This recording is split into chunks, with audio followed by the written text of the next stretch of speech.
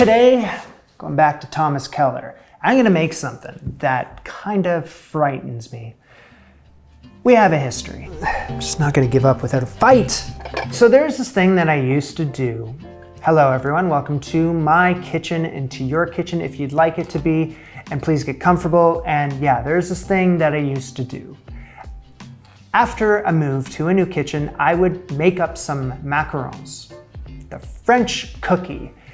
And I started this trend in Toronto when I didn't know what I was doing and I didn't know what I was getting into, and it's the worst thing that I have ever made in my life.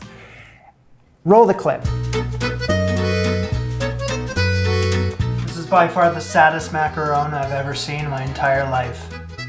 This is just pitiful.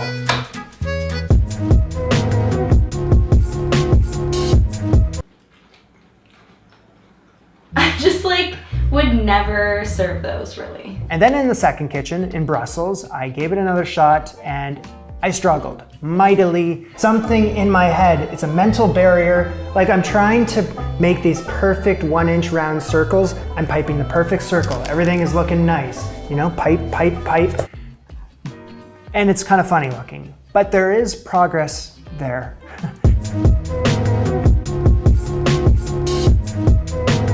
And then in the third kitchen in London, I tried it again, and now we're talking. Looking better. Oh, these really do kick your ass. I didn't attempt to make them in the last kitchen because I didn't want to, because they're hard. Anyway, I was flipping through this book, Thomas Keller's Bouchon cookbook. And when I spotted them right here, I knew there is nothing else I should be doing until it has been made. Vanilla macaroons, he calls them, although macaroons in my head is reserved for something else that has coconut in it that I've also made. I call them macarons. Cue the comment section.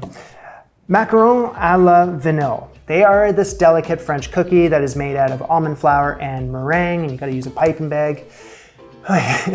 And then you have a filling in there and you sandwich the two of the cookies together, and it's the best. It's delicious when it's done right. The key to a great macaron is its size. It has to be between 1.5 and 3 inches. We've tried to make them smaller, but this results in too much crust relative to the chewy interior. And these two textures, the delicate crunch and the chewiness, are what make the macaron such a special confection. Let's make them. Let's get the exciting part out of the way first, which is that I need to start off not being a tool. Very important. Secondly, I have 4 different baking sheets. I'm gonna be making 3 dozen cookies. And it may seem like a lot, but yeah, we are making, 2 equals 1. And it's good to have backup just in case things go south. Also, if they turn out, then I can give them away to people that I like.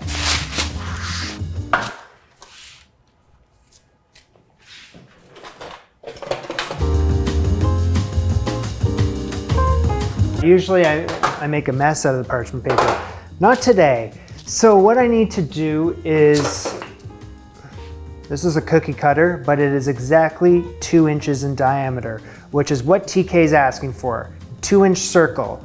And I need to trace, flip the parchment paper, stupid side up, and just like, you're at a drafting table, Trace 4 circles at the end, leaving around 1 inch between each one. So actually he's giving really intense directions on how to space out these circles on the parchment paper. He says, trace 4 evenly spaced circles across one end of the parchment, leaving about 1 inch of border. Trace 3 circles below them. Spacing them between the first circles. Continue with another row of 4, another 3, and then a final row of 4. I'm just gonna space my circles 1 inch apart from each other until this whole thing is filled. Upside down on the baking sheet. 1/2 an hour later, I have circles. Lots of them. It took a while. You have to focus on the circles. I have way more than 3 dozen worth, so in case I run out, well, I'm not gonna run out of circles.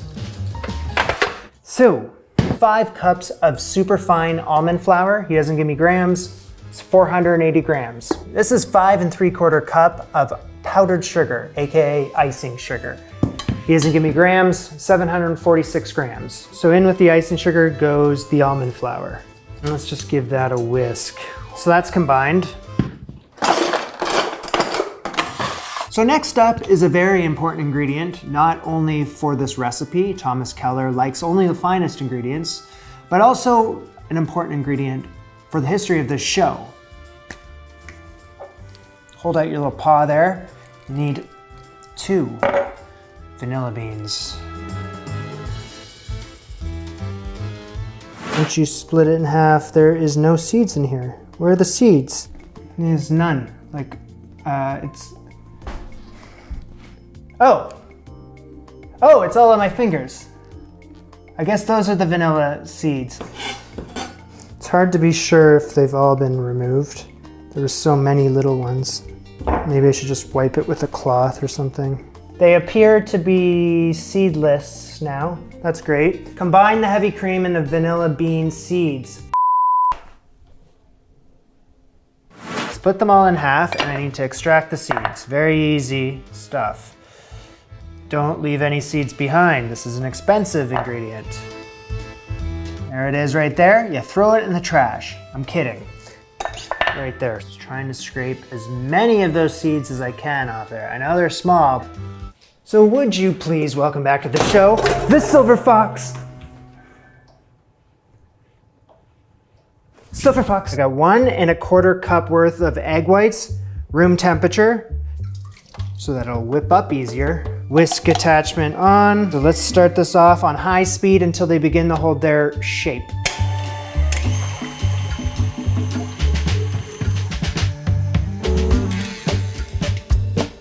Two tablespoons plus a teaspoon of granulated sugar. Let me gradually add that in until the egg whites are fluffy.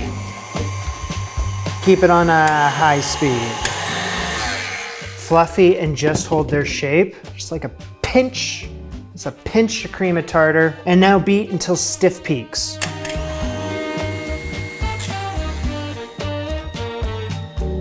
Stiff peaks confirmed.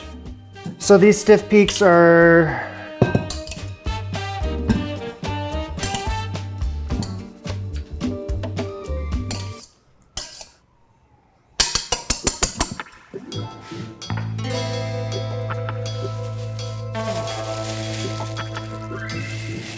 let me try to do something here.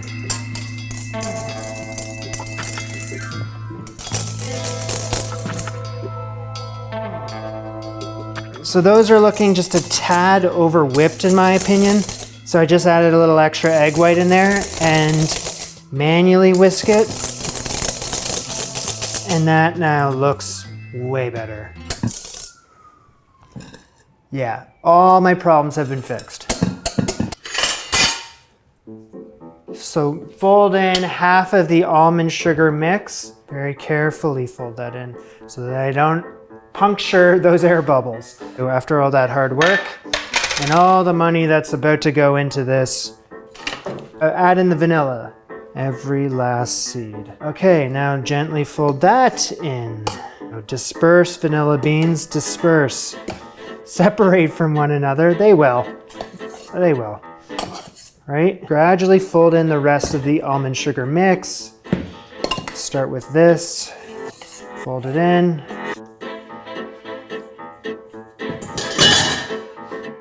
Okay, that's all the mix that has to go in there. Now I just got to fold it all, and he says it's going to look really dry, and it does, but he assures me that everything's going to combine.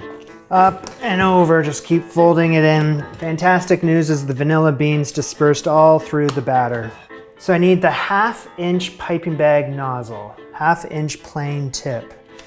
Do I have that in my arsenal? 1/2 inch. Okay, I got a 1/2 incher. Batter goes into the piping bag. Macarons are very difficult. It's hard to know if this batter is right because I haven't made these in years. And hold the bag upright, about 1/2 inch above the center of a traced circle. Leave the tip in place and pipe the mixture to the full circle. And then pipe until it fills the circle. Stop it. Lift away the pastry bag and continue to fill all the circles. You want to get rid of that little nipple on the top, right? Okay, there's a nipple that forms on the very top, and you just gotta be aware. Doing swell right now, just keep it going. See the nipple? These look great on paper, on parchment paper. It's hard to know for sure. I don't want them to start spreading. Lift up the baking sheet with one hand and tap the bottom of the sheet with the other hand to even out the macaroon batter. Macarons. I think it would be nice just to get some of those nipples under control here. Nipple control. And onward and upward.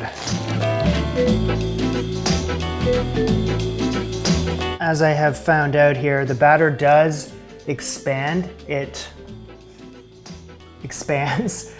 So you do not want to fill the circle all the way. From the last time I made these, I remember taking a toothpick and popping any of the air bubbles that are on the top, on the surface, because they show up in the finished cookie if you don't do that. So I need to let these dry out now for 1 to 2 hours.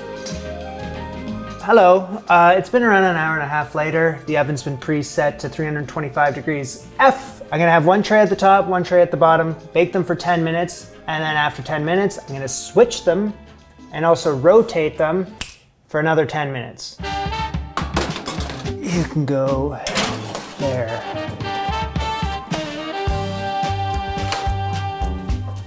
Carefully, carefully, carefully. Rotate. To switch racks and rotate the pans. Gently close the door. Okay, so this is the first batch. We need to have a delicate crunch to this and chewiness. I mean, mind you, this is right out of the oven, but it's hard to resist.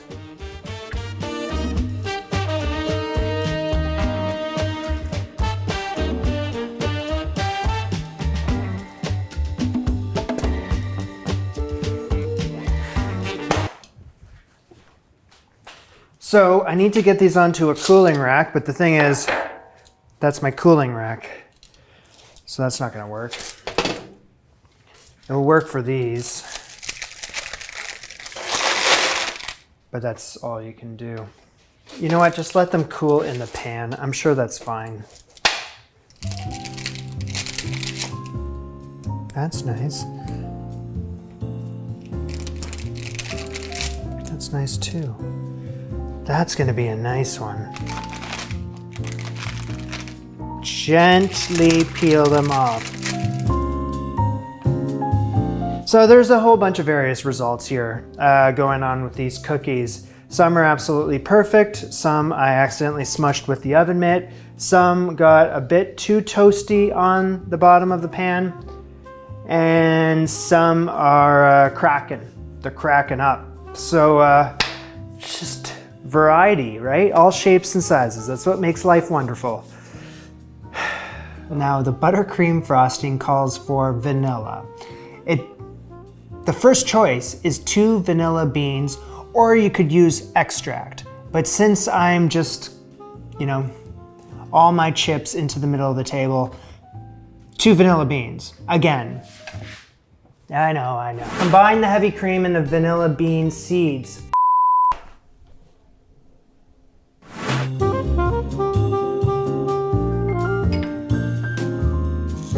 There's a cup of water for you.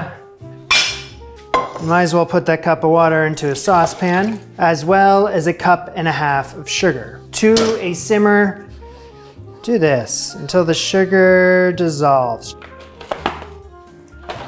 Yeah, I have this candy thermometer. I never use this thing, but I think why don't you bring it out of the woodwork for right now, because you're gonna have to multitask. You can latch onto the side of the pan like that.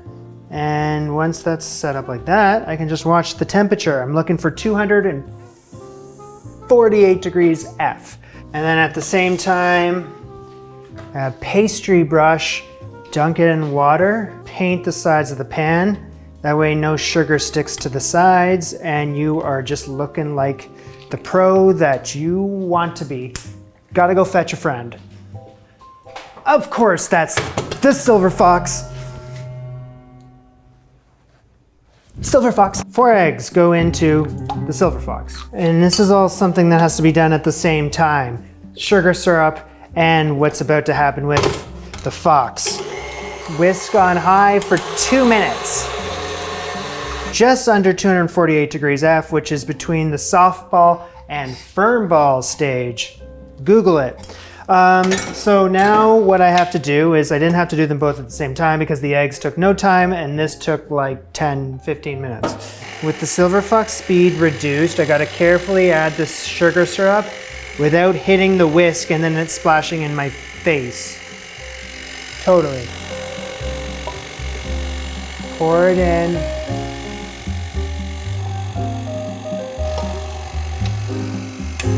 Medium high. And keep mixing it until it's cooled down to room temperature. So that's gonna take some time. Okay, so in total, I have a pound of softened, unsalted butter right here. So I've cut it up into chunks like so, and I just add that in. Just keep adding a little at a time until it's all gone.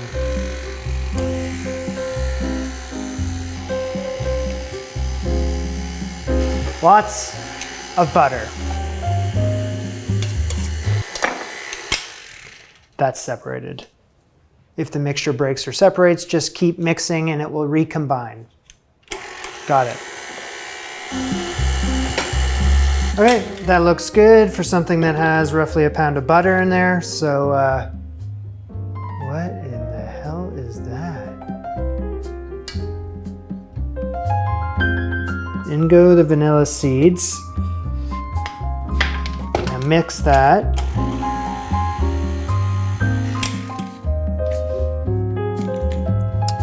Okay, well that's exactly what that is. So, hello everyone. Why am I halfway through this job already? Is because I wasn't recording. A+. There's no problems. So I find 2 macaron cookies that are pretty much a perfect match. And then one of them gets roughly a tablespoon of buttercream. But if they're a bit bigger, there, tablespoon-ish.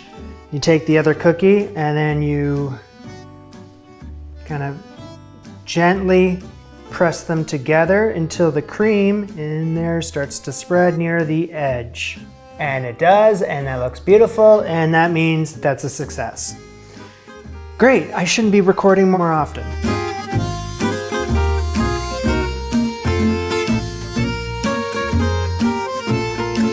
And beautiful.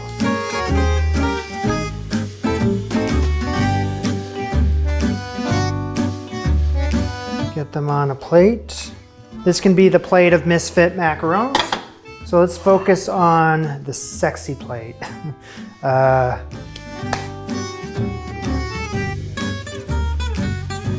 Okay, well, I think that should do it there. That looks pretty nice to me. Order up!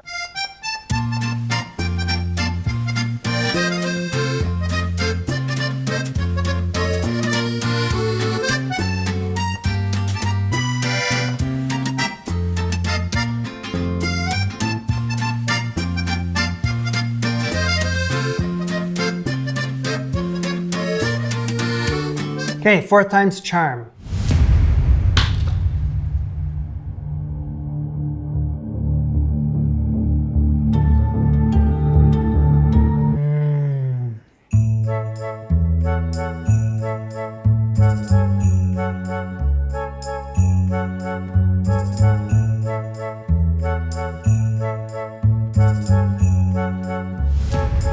You can see on the side area, the part that rises up there, so those are called the legs of the macaron, right there and right there.